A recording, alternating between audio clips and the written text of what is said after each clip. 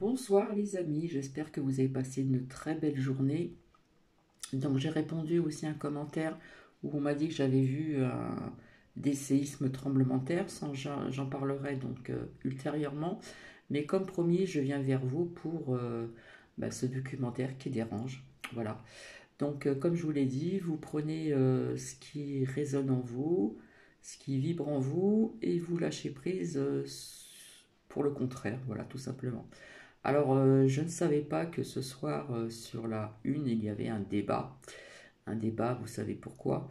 Donc, personnellement, je ne regarde pas parce que cela ne m'intéresse pas. Parce que telle partie va vous dire ceci, il ne faut plus ça, moi je vous offre ci, je vous offre ça, et patati et patata. Et il y en a ras-le-bol de ces personnes-là.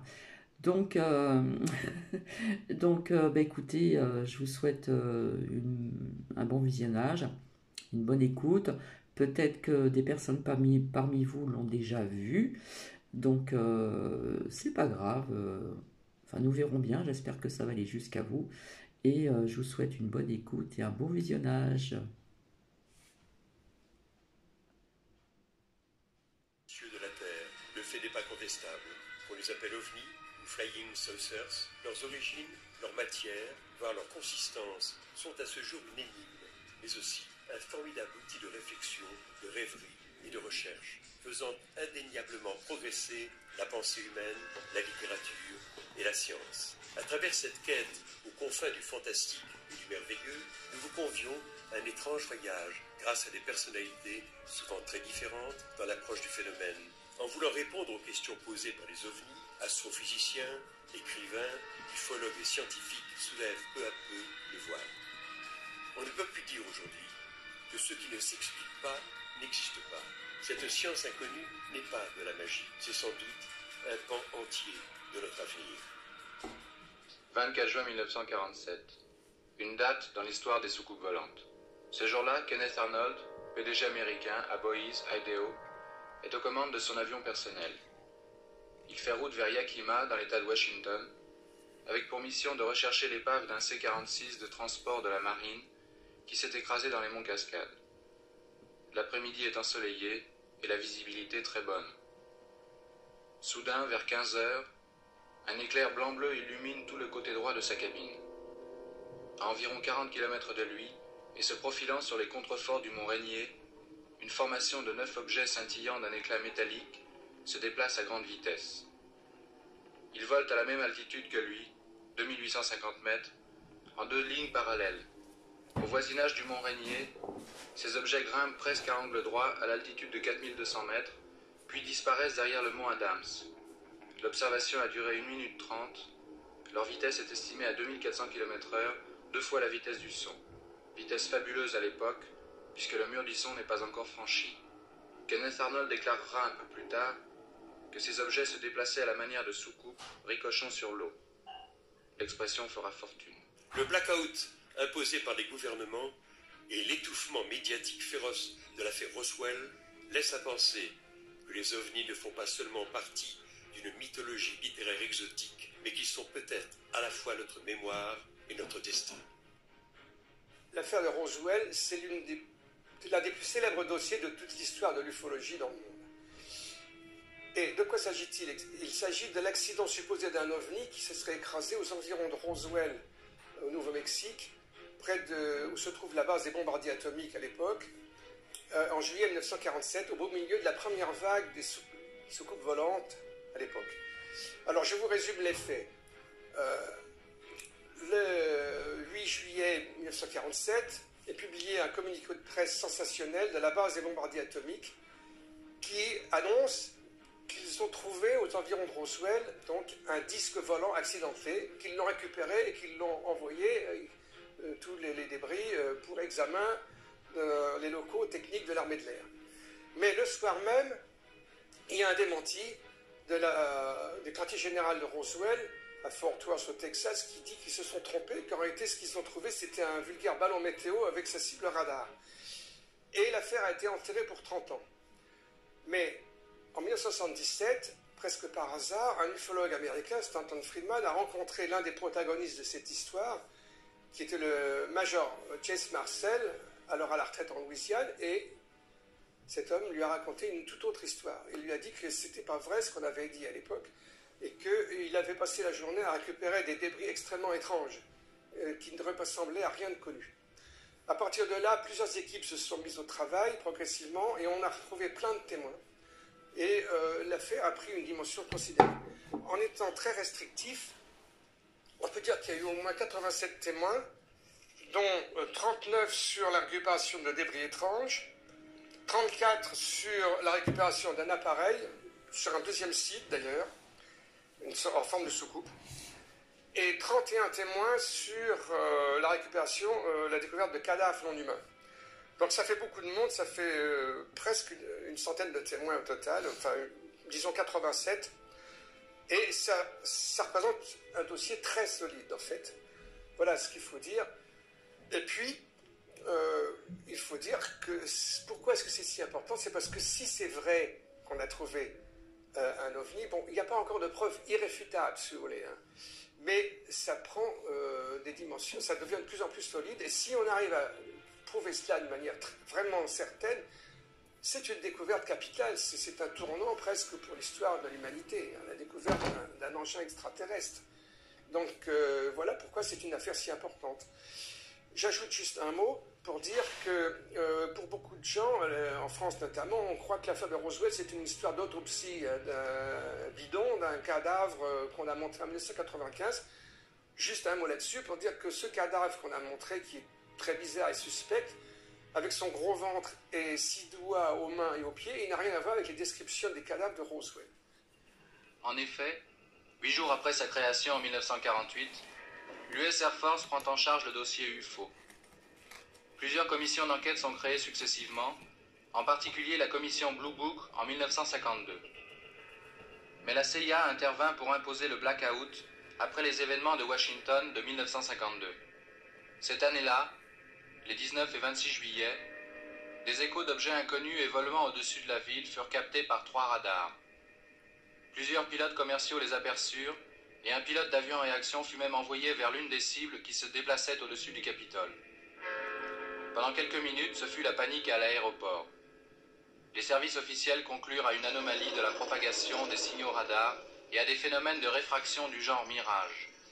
Cependant, avant sa mort mystérieuse, le docteur McDonald, doyen de physique à l'université d'Arizona, souligna l'absurdité de l'explication officielle. Le sujet devint tabou. Mais sur les insistances du docteur McDonald et du docteur Allen Hynek, directeur du centre de recherche atomique d'Evanston, l'Air Force décide de la création de la Super Commission Condon. Le rapport conclut à la non-existence du phénomène, mais reconnut pourtant son impuissance à expliquer 10% des cas analysés. En France, 2 incidents majeurs ont marqué la deuxième partie du XXe siècle. 2 affaires qui, en échappant à l'étroitesse de nos frontières, ont écrasé médiatiquement leurs témoins. La pression sociale fut tellement forte qu'elle bouleversa leur vie à jamais. Il s'agit de Trans-en-Provence et de Valençol. L'affaire de Marignane, quant à elle, prit une ampleur bien moins retentissante, mais tout aussi troublante. Quant à celle du plateau d'Albion, malgré la ténacité de Jimmy Gueux, l'armée a toujours démenti le survol de la base atomique par les ovnis.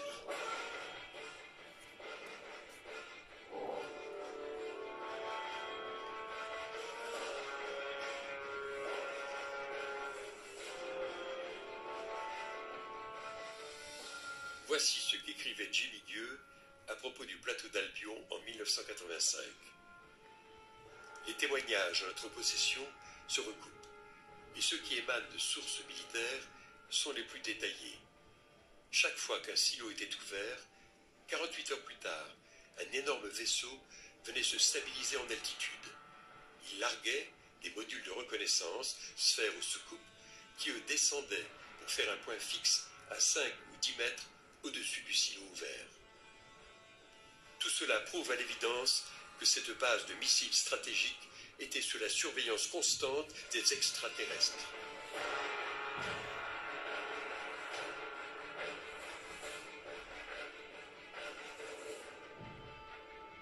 Affaire de Trans-en-Provence, 8 janvier 1981. Un ovni atterrit dans le jardin de Renato Nicolai.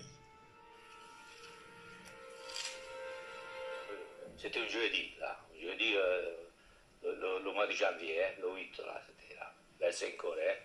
Quand je l'ai vu, moi, qu'il est en train de bricoler, là, oh, je dis quand même, des fois, hein, ça fait pas quoi. Quand je l'ai vu arriver, pratiquement, je ne l'ai pas vu tout à fait arriver. Voilà. Enfin, je l'ai vu arriver, mais en fait, je ne l'ai pas noté, en fait, ça que c'était exactement. Alors, comment était cet engin? Ben, l'engin, c'était un engin, una forma, come due assiette, c'est-à-dire... Comme une soucoupe. L'una sull'altra, va, un engin come ça, là, c'était 2,50 m là, su 3 mètres, il fait environ le chose, là, le diamètre. De quelle couleur était-il? Plomb, matto, là. Il n'y avait pas d'insigne, de marque Non, dessus? il n'y avait rien du tout, là. Una soucoupe, hein, si on la voit appeler, hein.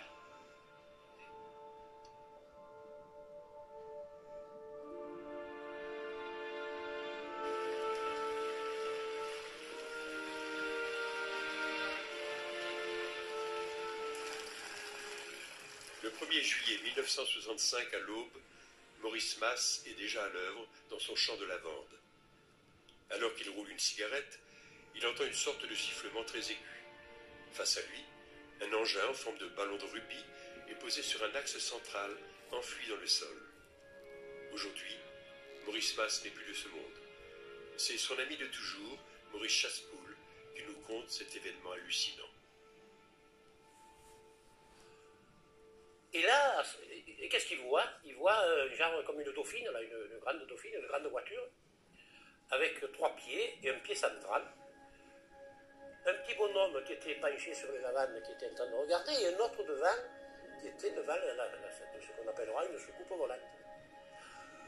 Il s'approche, et dès qu'il s'approche, bien sûr, celui qui était penché le voit, appelle son copain, et à ce moment-là, ils sortent de leur poche, un genre de tuyau long comme ça, et il le braque sur Maurice. Et à ce moment-là, il est carrément pétrifié. Il est tétanisé, pétrifié, il ne peut plus bouger. Il voit tout, il entend tout. Voilà un peu comment ça s'est passé, comment l'histoire s'est passée. Bon, après, il dit que les bonshommes sont remontés dans genre comme un volet, ça se soulevait comme un volet. La soucoupe s'est soulevée environ d'1 mètre. Les réacteurs, enfin, dessous, ça a commencé à bouger, mais avec un bruit pas très fort. Et en l'espace de quelques secondes, ça est parti du côté de Manosque, et ça a disparu. Mais à une vitesse exceptionnelle. Et l'endroit où la soucoupe a passé, toutes les lavanes étaient brûlées. Alors effectivement, d'après vous, est-ce qu'il y a eu une soucoupe volante à Valençol? Moi je crois, parce que d'après les empreintes qui sont produites sur le terrain de M. Masse, effectivement un engin s'est posé là-dessus. Les empreintes sont très visibles. Ils sont très visibles, oui. Et ce n'est pas quelque chose qui peut être fait par des amateurs? Non, par aucun appareil connu, je ne crois pas. Et est-ce que M. Masse est une personne qui s'amuse à faire des blagues de temps en temps? Non, là j'ai l'impression que vraiment il a dit la vérité, parce que vraiment il était un peu émotionné de l'engin qu'il avait vu. Depuis la plus haute antiquité, d'Hérodote à Tite-Live, de Platon à Cicéron, depuis Fontenelle et le siècle des Lumières, les écrits ont laissé les traces de l'ampleur du phénomène. Il en est de même pour les textes sacrés. Eh bien, on pourrait commencer par la Bible, ça paraît en quelque sorte normal. Alors que nous dit Ézéchiel? Il nous dit qu'il voit d'abord venir du nord un grand vent, une nuée, une tempête, ensuite un nuage qui semble contenir des éclairs, des formes lumineuses, et il parle même, au fond, de quelque chose qui ressemble à du métal chauffé, en plein feu, dit-il. Là, on aurait presque l'image moderne de l'apparition d'un ovni. Chez les anciens grecs et romains, il est question de boucliers volants. Et là aussi, ça devient beaucoup plus intéressant, et je dirais, nous cernons notre sujet. Pourquoi? Parce que la description qu'ils font de ces boucliers rappelle tout à fait les ovnis. En voici la raison. À notre époque, un objet courant, c'est une assiette, une soucoupe, voire une saucière. Pour les anciens, le bouclier était un objet tout à fait courant. C'était l'arme de défense numéro 1. Comment étaient les boucliers grecs de l'époque de Périclès ou d'Alexandre, ou les boucliers même de la première Rome et de la cavalerie romaine. Ils étaient ronds, ils étaient circulaires, ils étaient bombés. Et quand on nous parle d'un ovni qui ressemble à deux assiettes l'une sur l'autre, il suffit simplement de poser ce que l'on appelait un oplon, qui a donné son nom d'ailleurs aux combattants grecs, l'oplite, c'est-à-dire ce fameux bouclier, de prendre deux oplones l'un sur l'autre, et à ce moment-là, on voit apparaître une soucoupe telle qu'elle est décrite par les modernes. Les Vimana, c'est quoi dans la littérature védique? C'est en fait, ce sont des... Alors, il y avait deux sortes de Vimana. Il y avait ce qu'on pourrait appeler les avions aujourd'hui, qui étaient conduits par des êtres humains, qui ressemblaient un peu à des avions, et puis les Vimana complètement mythiques, qui eux n'étaient pas faits conduits par les êtres humains, pilotés par les êtres humains, mais qui ressemblaient, on ne sait pas à quoi, ça ne ressemblait pas à un avion, on ne sait pas comment ça fonctionnait, comment ça volait. Donc ces deux réflexions, c'est de dire que les Indo-Européens ont vraisemblablement façonné notre civilisation aujourd'hui, ce que nous sommes aujourd'hui, mais en plus, on parle de l'Atlantide, on parle des Mayas, on parle de tout ça, et je crois que là aussi, on a je ne sais pas si c'est vraiment quelque chose, c'est un mythicisme, ou si c'est autre chose, mais moi je me pose des questions, je vous dirais franchement. Le plus bel ovni de l'histoire du cinéma, c'est celui qui est placé devant la caméra de Stanley Kubrick et qui vient civiliser la Terre, lui apporter l'esprit dans 2001, l'Odyssée de l'espace. Et là, on songe en effet soit aux Elohim, pour reprendre l'image biblique, soit à ces dieux civilisateurs de la cordillère des Andes. Et Kubrick, en nous présentant cette figure, ce personnage, et on voit bien, au fond, on pourrait reprendre les paroles d'Ézéchiel, que c'est une sorte de vivant, puisqu'il est l'esprit, et qu'il est bourdonnant comme une ruche gigantesque, eh bien, il nous donne l'image, une image purement géométrique. On songe à une porte, on songe à une borne, on songe finalement à un module mathématique qui, au fond, serait peut-être à l'origine, avec le fameux nombre d'or, à l'origine de la construction des temples sacrés, de ces temples qui, eux aussi, sont des modèles du ciel sur Terre. Tous les ufologues ne croient pas aux ovnis, loin s'en faut. Leur aspect socioculturel, tel que le décrit Carl Jung dans son ouvrage Un mythe moderne, a inspiré de nombreux adeptes de cette théorie. En Suisse, Bruno Mancusi défend la thèse de Bertrand Meheut, proche de celle de Jung. Alors effectivement, Bertrand Meheut a abordé le phénomène de façon très intéressante.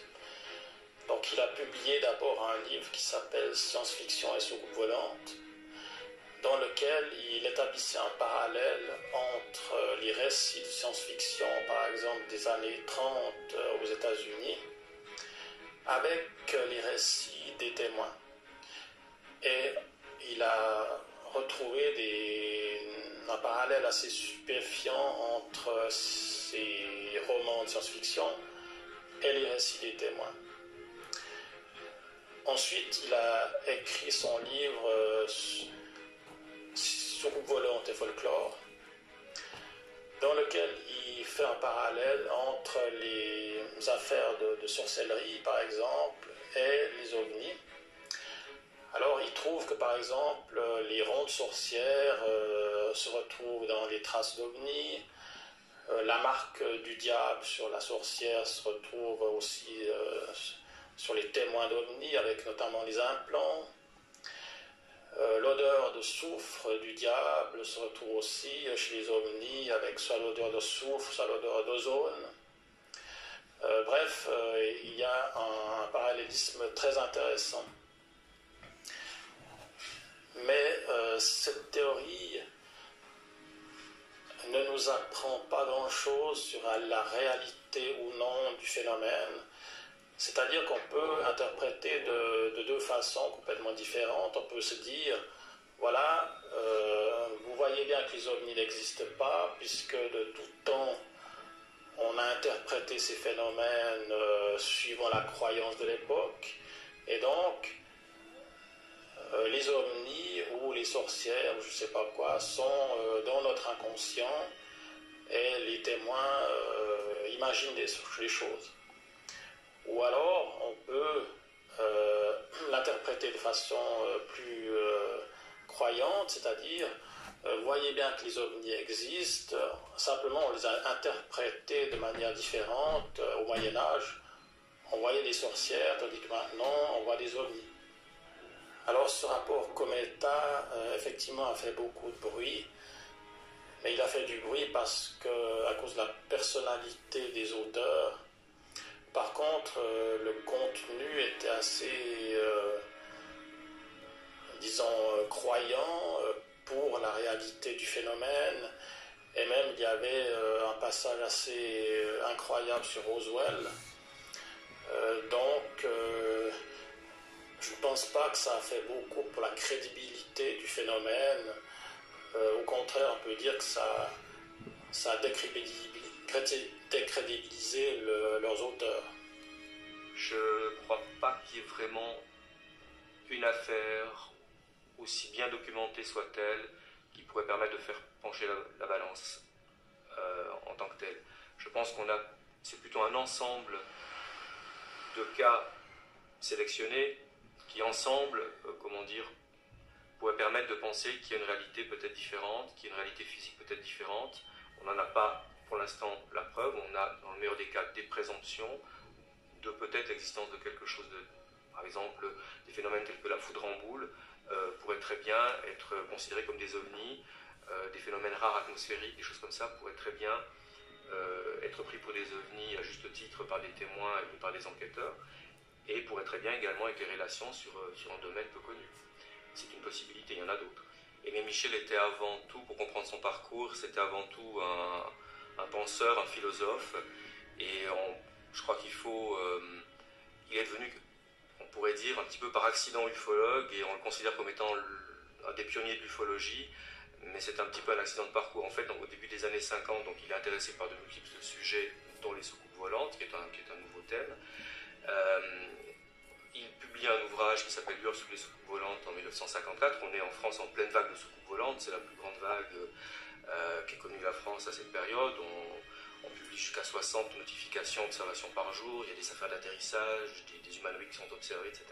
Donc il publie ce livre qui est un des deux premiers ouvrages publiés par des auteurs français. Et donc à ce titre, effectivement, on l'a considéré, à son corps défendant un petit peu, comme étant l'un des pionniers de l'ufologie en France. Mais en fait, il situait les soucoupes volantes dans un cadre beaucoup plus large.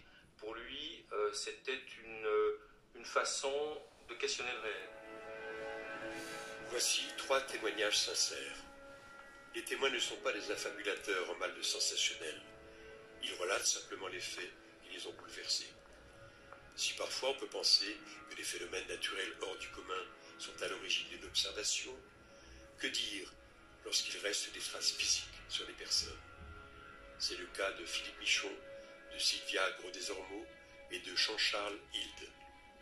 J'avais à peine pris mon virage, j'étais à une vitesse de 45 km/h, que j'ai vu arriver par l'autre route une sphère de lumière rouge venir à grande vitesse. Et tout d'un coup, j'ai senti mon corps monter en température. Et croyant une combustion spontanée, donc j'ai regardé mes bras, et de là, j'ai vu que j'étais éclairée du haut, du ciel. J'ai vu quelque chose, j'étais au milieu de la cour, et j'allais pour sortir, donc je me dirigeais vers le portail et rejoindre mes petits collègues pour aller jouer, et puis j'ai vu quelque chose venir, je sais pas, que j'ai vu avec le temps, c'est assez vague, mais un losange, et dans ce losange, il y avait un autre losange, jusqu'à ce qu'il, en venant vers moi, donc il devienne de plus en plus grand.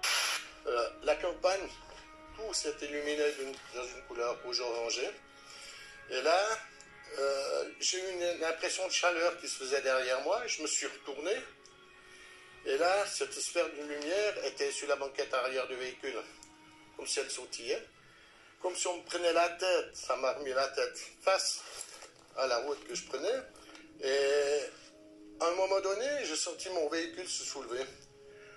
Par rapport au piquet que vous avez là, c'était à environ une hauteur d'1 mètre.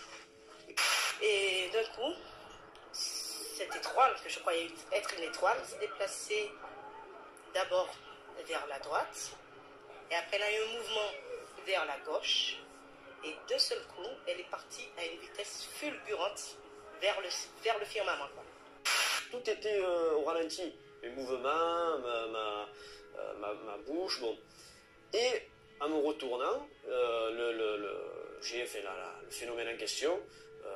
C'était plus un losange, c'était carrément, ça avait pris la forme d'un cigare. Et pareil, ça se, comment je pourrais dire, un cigare mais en position verticale.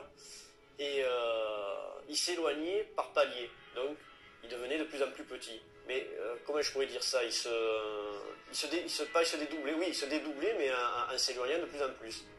Je lui dis, mais écoute, je suis fatigué, je vais aller me coucher, je suis pas bien. Il me dit, mais non, mais qu'est-ce que tu as sur ton cou? Et là, elle me dit, bah, arrête de regarder dans un miroir. Et là, au moment où je me suis trouvé devant le miroir, je me suis retrouvé, bien sûr, avec tous des petits rectangles qui partaient depuis la hauteur des oreilles, tout autour, à intervalles réguliers, des rectangles rouges, comme un pincement, mais bien marqués. Et voilà, puis bon, moi, après, je me suis dit, bon, il faut que j'aille m'allonger, je suis pas bien. Puis le lendemain matin, bien sûr, tout avait disparu. Et moi-même, j'ai pas eu idée de faire une photo ce soir-là. Aimé Michel est le fondateur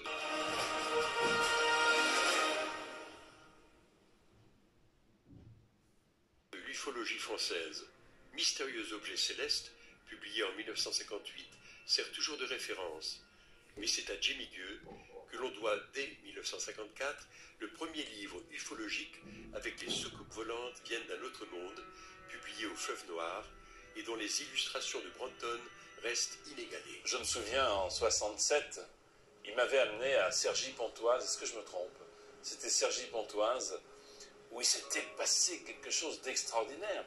Mais Jimmy, il n'était pas là quand ça s'est passé, mais il le racontait comme s'il était là.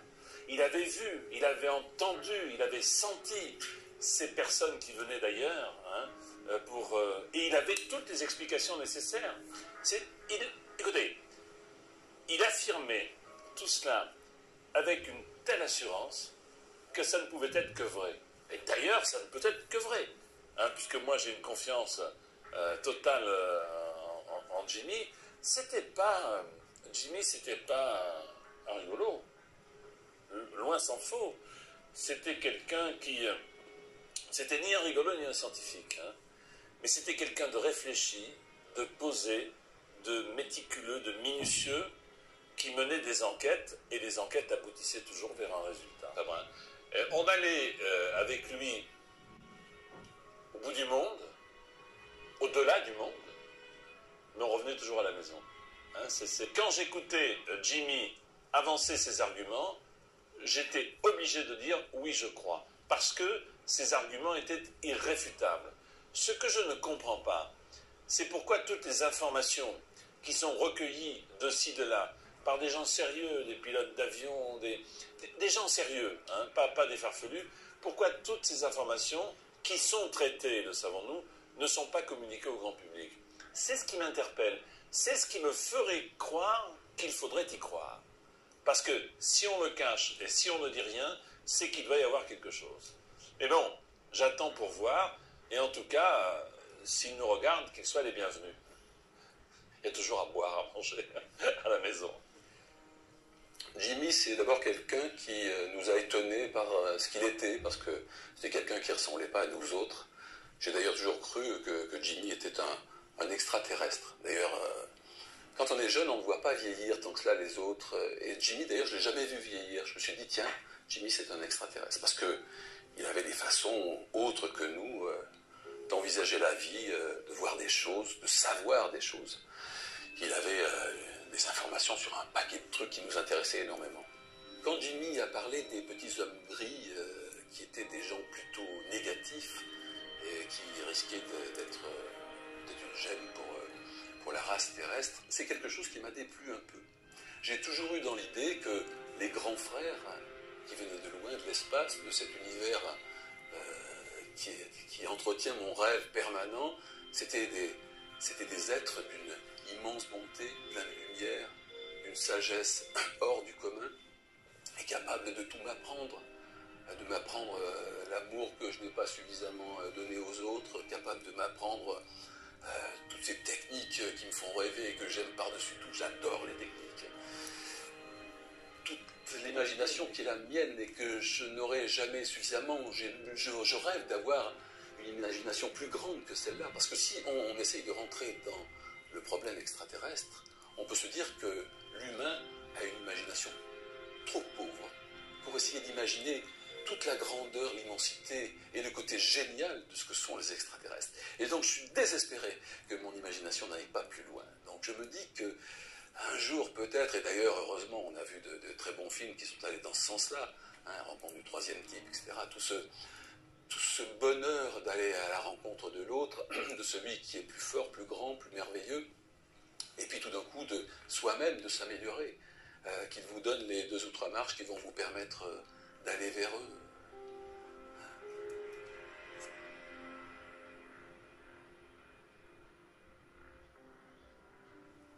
En France, l'étude du phénomène OVNI fut par le passé l'œuvre d'Aimé Michel, de Jimmy Gueux, de Jacques Vallée et de Jacques Bergier. Aujourd'hui, Jean Sider, Stéphane Alix, Thibaut Calouty, Guy Tarade continuent de proposer des hypothèses. Ah, cette affaire de Marianne, vous savez, elle a fait couler beaucoup d'encre. C'est un atterrissage qui a eu lieu sur la piste du premier aéroport, par celui que nous connaissons aujourd'hui. Et il y avait un douanier qui était en train de patrouiller entre 2 hangars lorsqu'il a été survolé par un engin qui était à très faible altitude. Si mon mémoire est toujours intact, il s'appelait Guy Quinchard, je crois. Il a sorti son revolver, mais ce n'a pas été le seul témoin. J'ai eu l'occasion par la suite de rencontrer à Nice un personnage qui avait été présent, mais qui a toujours voulu garder l'anonymat. Cet atterrissage a eu des conséquences assez intéressantes, car en effet, sur le point précis où l'objet s'est posé, on a retrouvé des pièces métalliques qui ont été très rapidement récupérées par les services secrets français. Et l'affaire de Trans-en-Provence. Alors, Trans-en-Provence, voilà encore une affaire qui est une affaire assez curieuse. On a fait courir tous les bruits sur M. Renato, qui était le propriétaire de ce lieu où l'objet est venu et a buté sur une restante. Alors là encore, je crois qu'il faut approfondir toujours les... Vous savez que lorsqu'on fait une enquête, il faut remonter aux origines. Et il faut remonter au passé. Et il y a un membre des services de renseignement qui n'est plus dans le métier à l'heure actuelle, qui, lui, est reparti à zéro, a repris l'enquête à zéro. Et il s'est aperçu que cet engin, ou cet objet, appelons-le comme on veut, semblait avoir été programmé pour suivre une route bien précise. Il a repris les cartes de l'époque du siècle dernier, pourrait-on dire le siècle d'avant, du XVIIIe siècle, et il s'est aperçu que l'objet avait suivi une route qui aujourd'hui n'existe plus, qui était totalement effacée. Alors lui, il en a tiré les conclusions que peut-être que cet engin avait été programmé pour suivre un parcours bien déterminé, et que, ma foi, il avait été trompé par la modification du terrain entre la première fois où il était venu, où il s'était manifesté, et lorsqu'il est venu et qu'il s'est craché sur le terrain de M. Renato. L'affaire Mantel, on la connaît très bien, c'est l'histoire de ce pilote qui avait été envoyé avec son Mustang P-51 au-dessus de Fort Knox, qui est la réserve d'or des États-Unis, et le capitaine Mantel était en patrouille avec 2 autres chasseurs, et lui seul est monté à la rencontre de cet engin qu'il a décrit comme un énorme disque argenté. Et au moment où il a été pour l'intercepter, toutes les communications radio ont été coupées et on a retrouvé les traces de son appareil sur, je dirais, des dizaines de kilomètres carrés de surface. Le corps du pilote n'a jamais été retrouvé. Après plus de 50 ans de recherche, je ne peux dire qu'une seule chose. Le phénomène existe, c'est un phénomène intelligent, il n'est pas d'origine humaine, et il y a eu des contacts entre l'intelligence qui manipule le phénomène et des terriens. Maintenant, il ne faut pas voir les ovnis sous la forme de tôle boulon. Pour moi, c'est quelque chose que j'ai effacé depuis longtemps. Je pense que nous sommes peut-être en face des vecteurs qui remontent le temps, qui viennent d'une dimension parallèle, que la physique quantique nous révélera un jour ou l'autre. Les ovnis ne sont peut-être que des hologrammes pouvant prendre les formes les plus étranges, se multipliant à l'infini dans l'espace et le temps, projetés par une force incroyablement puissante et invincible, la vie. Et si la solution du mystère passait par l'humour de Jacques Bergier? Les ovnis, disait-il, ne sont rien d'autre que des hallucinations collectives. Des hallucinations collectives provoquées par des extraterrestres. En fait, cette boutade est encore plus sérieuse qu'il n'y paraît. Il est fort possible, en effet, que nos visiteurs nous leurrent en testant tout simplement notre ignorance grâce à des images virtuelles. Jacques Bergier pensait à un univers multiple, un multivers, où réalité et imagination sont interdépendantes. Au fond, il y aurait deux mondes. Un premier cercle univers, composé par l'incessant dilatement cosmique, la ronde éternelle des galaxies et de la vie. Puis, un autre cercle qui engloberait le premier, celui des mythes, du merveilleux et du rêve, ouvert de temps à autre à notre réflexion, et dont les ovnis seraient les messagers.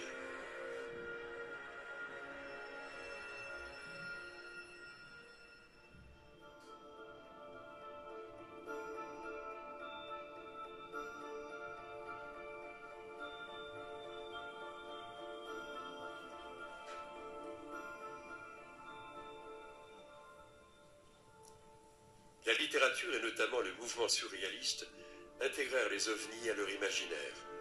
Salvador Dali et Jean Cocteau s'enthousiasmèrent lors des grandes vagues scoopistes des années 50 et 60.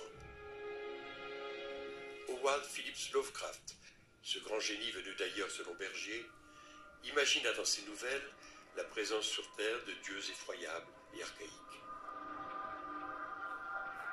On avait envie à la Maison d'ailleurs en fait, de rendre un hommage un peu particulier à Howard Phillips Lovecraft pour les 70 ans de sa mort. En fait. Célébrer sa mort, c'est peut-être plus important encore de célébrer sa naissance à Lovecraft.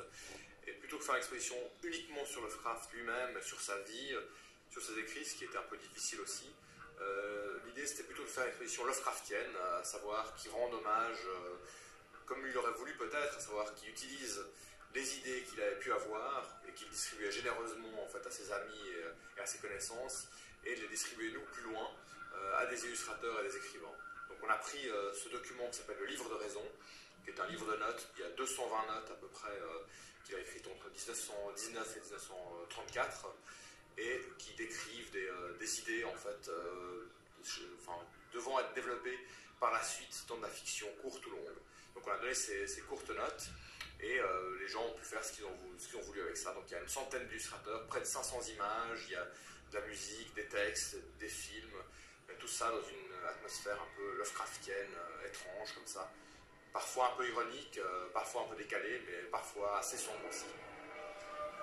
Alors le mythe, la cosmogonie, on va dire, Lovecraftienne, est très importante évidemment pour la Maison d'ailleurs, puisque contrairement à ce qu'on imagine parfois, Lovecraft c'est pas un écrivain de fantastique véritablement, c'est vraiment un écrivain de science-fiction qui est passionné par les théories de l'évolution, par la théorie de la relativité d'Einstein, qui est un fan d'astronomie, c'est un astronome amateur, si on veut, qui a passé des longues heures à observer le ciel, et qui imagine que le monde autour de nous n'est pas du tout connu, c'est un monde très étrange, et quand on va commencer à le connaître, eh bien on va être horrifié. Et c'est ça, c'est véritablement l'idée que la science va nous révéler des choses non pas forcément positives. C'est un anti-Jules Verne, en tout cas dans l'image qu'on s'en en fait. C'est pas le chantre du progrès, c'est plutôt la crainte du progrès. Lovecraft, c'est plutôt traditionnaliste quelque part dans ses vues politiques également. Et nous, on avait envie de montrer quelque chose qui était plutôt lié justement à la science-fiction pure et dure, en disant voilà ce qu'on peut montrer autour de nous, ce qu'on peut avoir autour de nous, juste au coin de l'œil sans qu'on puisse vraiment s'en apercevoir. C'est ça l'esprit Lovecraftien, c'est-à-dire qu'il y a des dimensions juste hors de notre portée, mais si on connaissait en fait un moyen d'y accéder, bien, on verrait des choses tout à fait affreuses, qui sont plutôt de l'ordre de l'extraterrestre ou de la créature d'autres dimensions que de dieux anciens. À la Maison d'ailleurs, évidemment, arrivant à l'ufologie, on est lié un peu par la bande à l'ufologie d'une façon ou d'une autre. Mais c'est vrai que moi, je vois la science-fiction comme un outil d'exploration du réel. C'est un genre rationnel, non et que dans l'ufologie, on est plutôt dans on va dire dans l'irrationnel, mais dans la croyance, hein, que ce soit sans aspect péjoratif du tout. On est un peu dans cette situation où soit on y croit, soit on n'y croit pas. Moi, j'y crois, pense que les soucoupes volantes existent dans les films et dans les livres, et c'est là où moi elles m'intéressent. Pourquoi est-ce qu'elles apparaissent dans les films ou dans la documentation que nous on peut avoir. Maintenant, si elles apparaissent ou non dans la réalité, c'est peut-être un autre domaine qui nous concerne moins, mais qui nous intéresse aussi, puisqu'évidemment il y a des connexions tout à fait fréquentes entre ces deux éléments.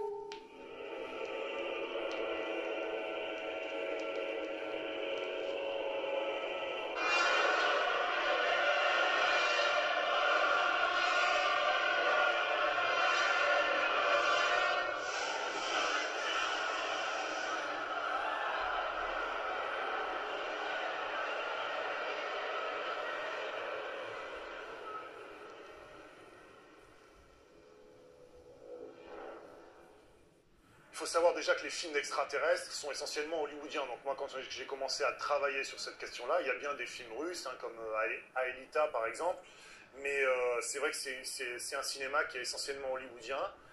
Et ce qu'on s'aperçoit, alors c'est aussi la thèse d'un monsieur qui s'appelle Jean-Michel Valentin, qui a travaillé sur Hollywood, le pouvoir et le Pentagone, hein, et qui montre bien que en fait, ces films-là sont instrumentalisés. Ce sont un petit peu ce qu'on appelle, ce que Valentin en tout cas appelle, des films de sécurité nationale.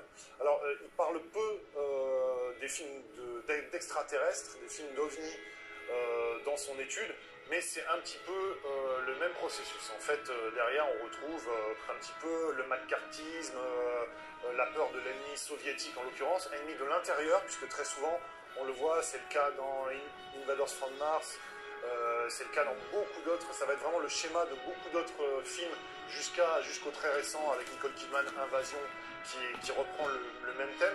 C'est l'ennemi ressemble à l'humain, il est caché parmi nous, donc c'est d'autant plus inquiétant et c'est d'autant plus difficile de le voir. Hein, c'est un ennemi qui est finalement très proche de l'humain. Oui, elle s'est adoucie avec notamment des films comme Rencontre du troisième type. En fait, ça commence un petit peu avec les années 70, et là on est plus dans le discrédit de la politique américaine, de la chose politique aux États-Unis. Hein, ça suit le Vietnam, le Watergate, différentes affaires comme ça, qui ont tendance à faire que l'extraterrestre devient plus, en tout cas, digne de confiance que les politiques eux-mêmes.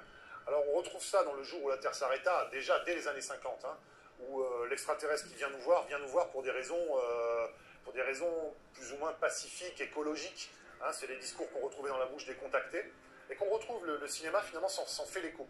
Avec les années 70, effectivement, même si on retrouvera dans les années 80-90 des grosses artilleries hollywoodiennes avec le thème de l'invasion, mais en tout cas, on a pour la première fois ce renversement de tendance où les extraterrestres sont soit à l'égal de Dieu, comme dans 2001 ou peut-être même dans Solaris par exemple, des sauveurs, des frères cosmiques dotés d'une grande sagesse, ou en tout cas des gens qui vont nous aider, ou qui nous ont peut-être déjà aidés au fil de notre évolution. C'est autant de thématiques qu'on retrouve dans beaucoup de films. Ce qui ressort en tout cas du phénomène OVNI, ça je pense que la plupart des gens qui ont étudié cette question-là sont à peu près d'accord aujourd'hui pour en arriver à cette conclusion.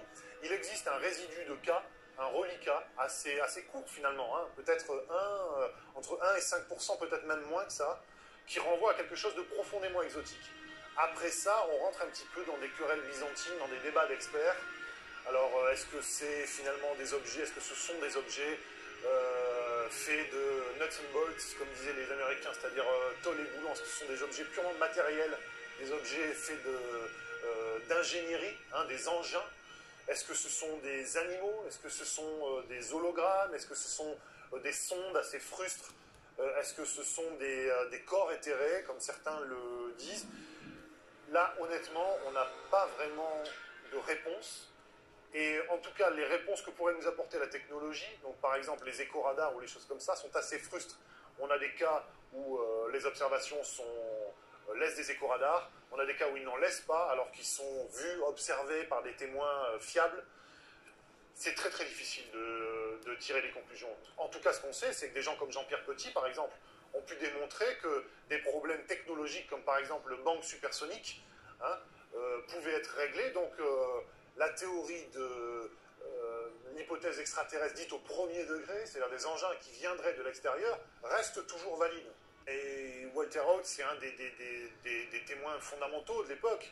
Donc c'est vrai que ce qu'il dit est particulièrement important. Lui, il va être très lié aussi à la divulgation de l'affaire dès ses origines. hein, au cover-up. Donc lui, ce dont il témoigne finalement, c'est d'une dissimulation. Hein. C'est ça qui est le plus important dans ce témoignage. C'est quand même quelqu'un qui a fait une belle carrière militaire. Il y a des chercheurs américains qui sont allés fouiller, qui sont allés retrouver notamment les proches de Walter Haut. Walter Haut lui-même d'ailleurs a confirmé ses dires jusqu'au bout. Donc c'est quand même assez délicat lorsqu'on a d'assez hauts gradés, parce que je crois que Walter Haut termine comme général, donc assez haut placé dans la hiérarchie militaire. C'est toujours particulier lorsque quelqu'un d'aussi haut placé avance ce type de propos. Alors, c'est une preuve de rien, comme toujours, dans le phénomène OVNI. On ne peut jamais rien prouver, quoi que ce soit. C'est bien ce qui est gênant, d'ailleurs. Et ce qui est fascinant, en même temps. Claude Bernard disait que lorsque l'on rencontre un fait qui ne s'accorde à aucune théorie, il faut abandonner la théorie et se rapprocher du fait. En cas d'observation, la gendarmerie va se déplacer et au vu des dires du témoin, nous allons essayer de mentionner l'heure, le lieu exact de la constatation des faits, la forme et les caractéristiques essentielles des objets aperçus, la couleur, la brillance, les conditions d'évolution du phénomène. Ensuite, si c'est toujours visible, à partir de ce moment-là, le gendarme va prendre des clichés photographiques à l'aide d'un appareil de diffraction optique dont les unités sont dotées. Il va le signaler dans son procès-verbal et cette pellicule va rester dans l'appareil photo. Il sera remis au CEPRA. Est-il vrai que dans le memento du gendarme, vous avez un document qui représente une soucoupe volante? Oui, c'est un peu le côté humoristique du memento du gendarme, qui est une aide pour des gendarmes quand ils sortent d'école ou autre, et qui vont avoir avec eux pendant tout le long de leur carrière. Donc ça leur permet, devant des situations nouvelles, de pouvoir aller feuilleter ce document. Et puis c'est un petit dessin humoristique pour pouvoir dire, éventuellement, si vous êtes confronté à ce type de phénomène ou d'une personne se présente, il a cette petite rubrique pour pouvoir le orienter et le guider dans ses constatations et sa manière de faire.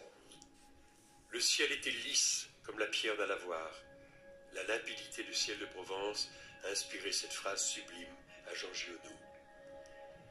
Les nuits étoilées de Saint-Michel rendirent propice la création de l'Observatoire de Haute-Provence.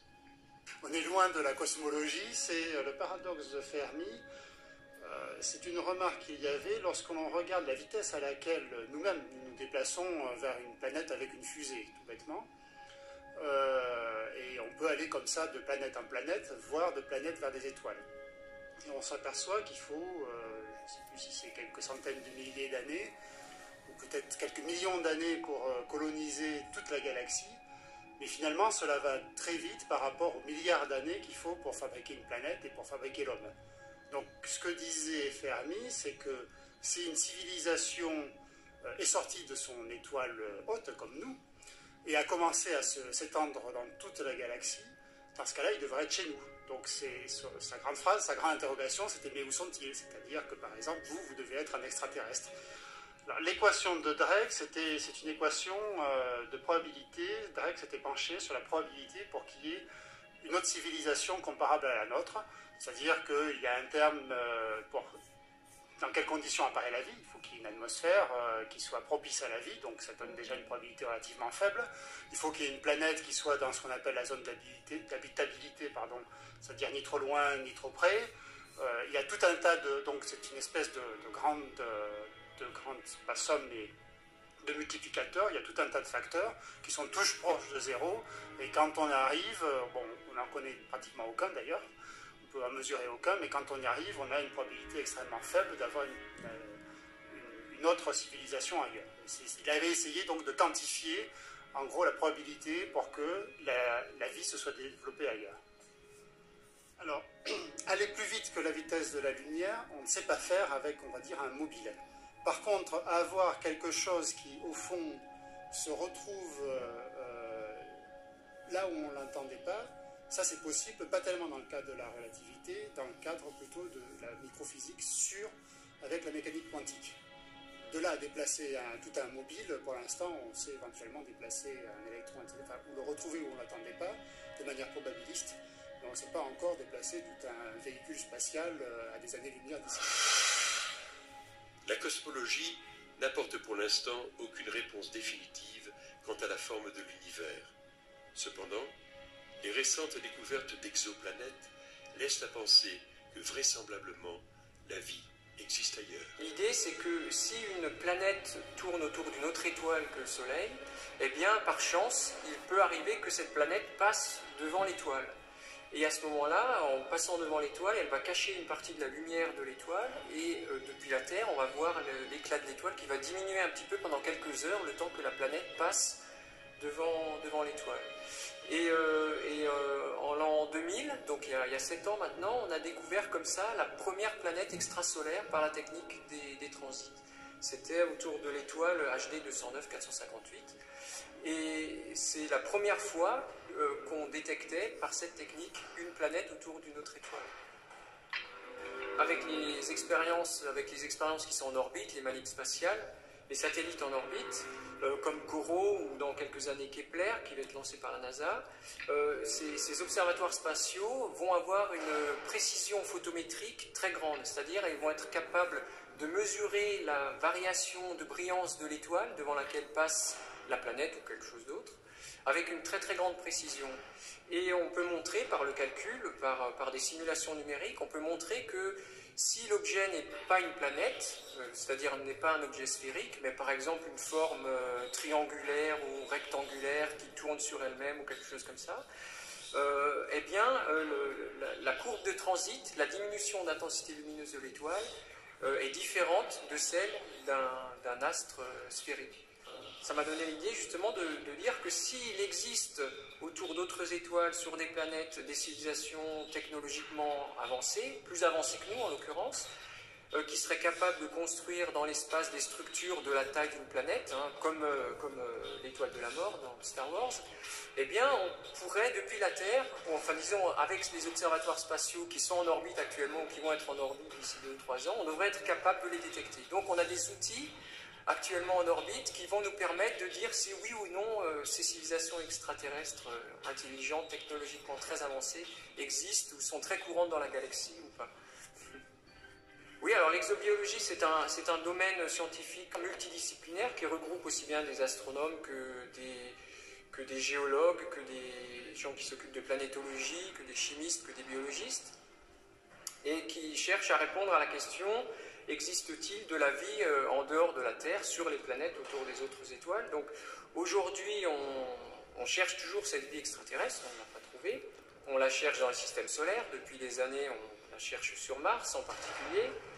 Et un des volets du travail qu'on fait ici à l'Observatoire de Haute-Provence, c'est d'étudier la Terre comme un modèle de planète extrasolaire de type terrestre, justement. Et on sait aujourd'hui que la végétation terrestre laisse dans la signature spectrale de la Terre une signature bien caractéristique de la végétation. On a suggéré avec des collègues parisiens que si un jour sur une exoplanète on voyait cette signature spectrale dans le spectre d'une exotère, eh bien on pourrait suggérer disons, mettre sur la place publique, ouvrir le débat de est-ce que cette signature spectrale est la signature d'une végétation extraterrestre qui serait semblable à la nôtre.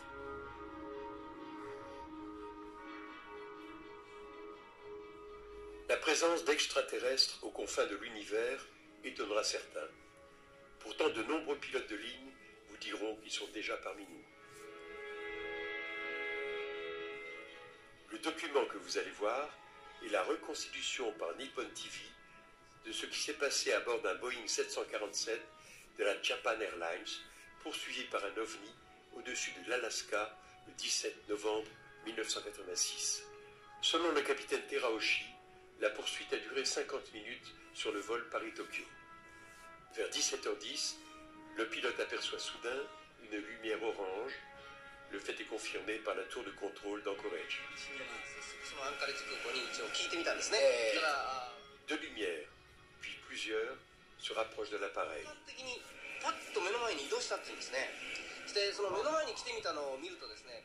À l'intérieur, les 3 hommes d'équipage ressentent une forte chaleur.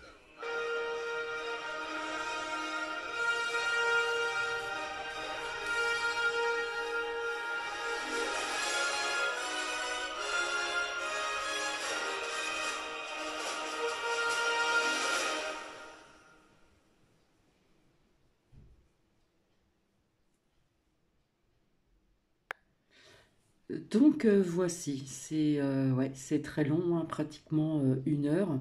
Donc je le redis encore, pour Bibi, le temps va passer très très vite.